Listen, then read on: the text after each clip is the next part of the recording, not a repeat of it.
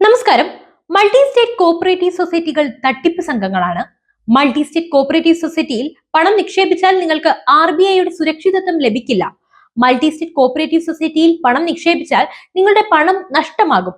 ഇത്തരം ആരോപണങ്ങളും ഇത്തരം പ്രചാരണങ്ങളും ഒരു വിഭാഗം മാധ്യമങ്ങൾ ആരുടെയോ അച്ചാരം വാങ്ങി നിരന്തരം നടത്തിക്കൊണ്ട് ഇരിക്കുകയാണ്.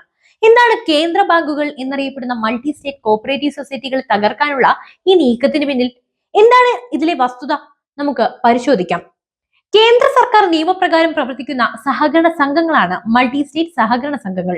Multi state cooperative societies act 2002 പ്രകാരം കൃഷി, സഹകരണം, കർഷകക്ഷേമ വകുപ്പിനു കീഴിലായാണ് സംഘങ്ങൾ പ്രവർത്തിക്കുന്നത്. കേന്ദ്ര സഹകരണ രജിസ്ട്രാറുടെ നിയന്ത്രണത്തിലാണ് മൾട്ടി സ്റ്റേറ്റ് സഹകരണ സംഘങ്ങൾ പ്രവർത്തിക്കുന്നത്. പേര് പോലെ ഒന്നിലധികം സംസ്ഥാനങ്ങളിൽ പ്രവർത്തിക്കാനുള്ള അനുമതി മൾട്ടി സ്റ്റേറ്റ് സഹകരണ സംഘങ്ങൾക്കുണ്ട്.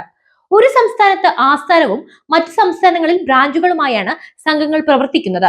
കേരളത്തിൽ നിന്ന് 22 മൾട്ടി സ്റ്റേറ്റ് സഹകരണ സംഘങ്ങൾ നിലവിൽ രജിസ്റ്റർ ചെയ്തിട്ടുണ്ട്. മഹാരാഷ്ട്രയാണ് എണ്ണത്തിൽ മുൻപിൽ. 574 സംഘങ്ങൾ മഹാരാഷ്ട്രയിലുണ്ട്.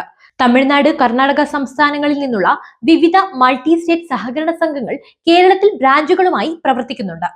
അംഗങ്ങൾക്ക് മാത്രമാണ് മൾട്ടി സ്റ്റേറ്റ് സഹകരണ സംഘങ്ങൾ നിക്ഷേപം സ്വീകരിക്കുന്നതും വായ്പ നൽകുന്നതും. സംസ്ഥാന സർക്കാർ നിയന്ത്രണത്തിലുള്ള സഹകരണ സംഘങ്ങളിൽ നിന്ന് വ്യത്യസ്തമായി മൾട്ടി സ്റ്റേറ്റ് സഹകരണ സൊസൈറ്റികൾക്ക് കേരളത്തിൽ പ്രത്യേക രാഷ്ട്രീയ നിറം ഇല്ല എന്നതാണ് യാഥാർത്ഥ്യം. മാത്രവുമല്ല, ഒന്നിലേറെ സംസ്ഥാനങ്ങളിൽ പ്രവർത്തന മേഖല വരുന്നത് കൊണ്ട് തന്നെ ഏതെങ്കിലും രാഷ്ട്രീയ പാർട്ടിയുടെ മേധാവിത്വം കൊണ്ട് മാത്രം ഇത്തരം സഹകരണ സൊസൈറ്റികളിൽ മേൽക്കൈ നേടാൻ ആവില്ല. നിലവിൽ കേരളത്തിൽ രജിസ്റ്റർ ചെയ്ത് പ്രവർത്തിക്കുന്നതും മറ്റ് സംസ്ഥാനങ്ങളിൽ രജിസ്റ്റർ ചെയ്ത് കേരളത്തിലടക്കം പ്രവർത്തിക്കുന്നതുമായ മൾട്ടി സ്റ്റേറ്റ് സഹകരണ സംഘങ്ങൾക്ക് പ്രത്യക്ഷത്തിൽ ഒരു രാഷ്ട്രീയ ചായ്വും ഇല്ലെന്നതാണ് വസ്തുത.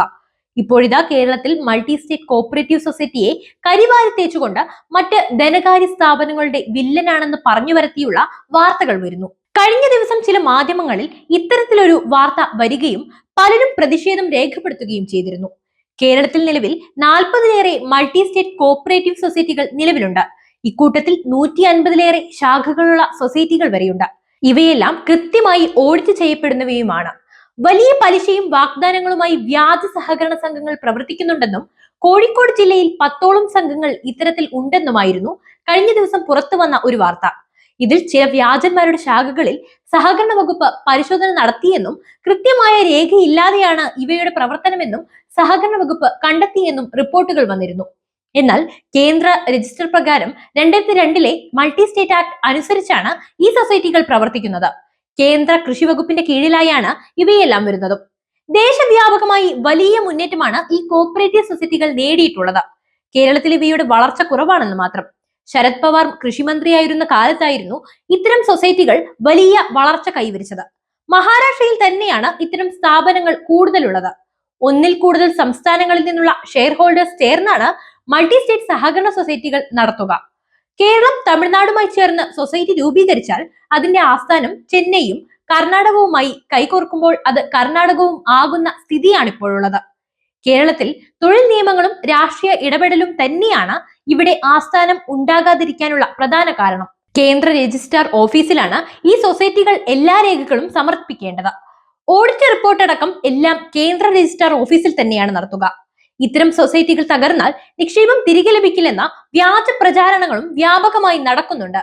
എന്നാൽ സർക്കാർ നിയന്ത്രണത്തിലുള്ള സഹകരണ പ്രസ്ഥാനത്തെക്കാൾ നിക്ഷേപം സുരക്ഷിതമാണ് എന്നതാണ് വാസ്തവം. കരുവന്നൂർ തട്ടിപ്പും കണ്ടല സഹകരണ തട്ടിപ്പൊക്കെ കേരളത്തിലെ സഹകരണ ബാങ്കുകളുടെ വിശ്വാസ്യത വിളിച്ചോതുമ്പോൾ ഒരിക്കലും ഇവയുമായി അതിനെ താരതമ്യപ്പെടുത്താൻ പോലും പാടുന്നതല്ല.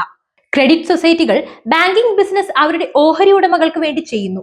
അവിടെ രാഷ്ട്രീയം ഇല്ലാത്തതിനാൽ കൂടുതൽ ജനകീയം ആവുകയുമാണ് ചെയ്യുന്നത്. അതിനാൽ അതിലേക്ക് കൂടുതൽ ആകർഷണം ആകുകയും ചെയ്യുന്നു.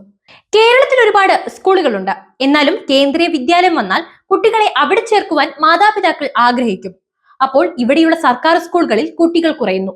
അപ്പോൾ സർക്കാർ സ്കൂളുകളിൽ കേന്ദ്രീയ വിദ്യാലയത്തെക്കാൾ കൂടുതൽ ഫെസിലിറ്റി നൽകി കുട്ടികളെ ആകർഷിക്കുന്നതിന് പകരം കേന്ദ്രീയ വിദ്യാലയം മോശമാണെന്ന് പറയുന്നതിന് തുല്യമാണ് കേന്ദ്ര നിയമം അനുസരിച്ച് പ്രവർത്തിക്കുന്ന സഹകരണ പ്രസ്ഥാനങ്ങൾക്കെതിരെ നടക്കുന്ന ഇത്തരം വ്യാജ വാർത്തകൾ.